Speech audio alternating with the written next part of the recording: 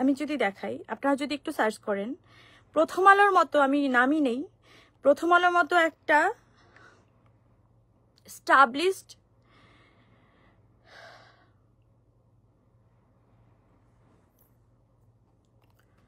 আমি খুবই আশাহত, আমি জানি না,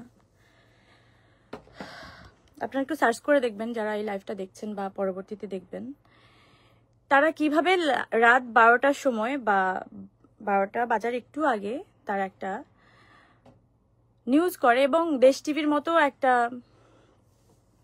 এত বড় প্রমিনেন্ট একটা নিউজ চ্যানেল, তারা ওই মেয়ের ভয়েস সহকারে একটা নিউজ করে এবং সেটা পুরো বাংলাদেশ দেখে।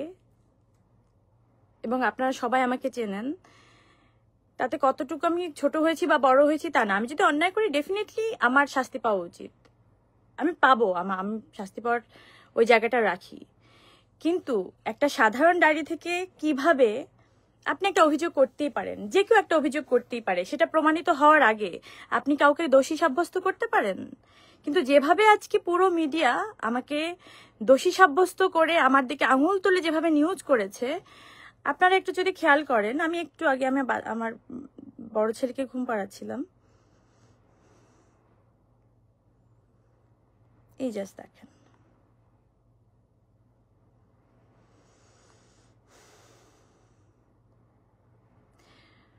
এক ঘন্টা আগে নিউজ, পরিমণির বিরুদ্ধে গৃহকর্মী নির্যাতনের অভিযোগ, যা বলেছে পুলিশ, বা পুলিশ যা বলছে।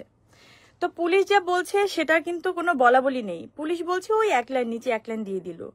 কিন্তু পুরো নিউজের মধ্যে দেখবেন ওই মেয়েকে কি বলেছে, পুরো ডেসক্রিপশনে ওই মেয়ের পুরো বক্তব্য এমনভাবে ফলাও করে প্রচার করা হলো যাতে যেমনভাবে আমি একদম দোষী সাব্যস্ত হয়েই গেছি। তো এই মিডিয়া ট্রায়াল কবে বন্ধ হবে বা কেন হচ্ছে?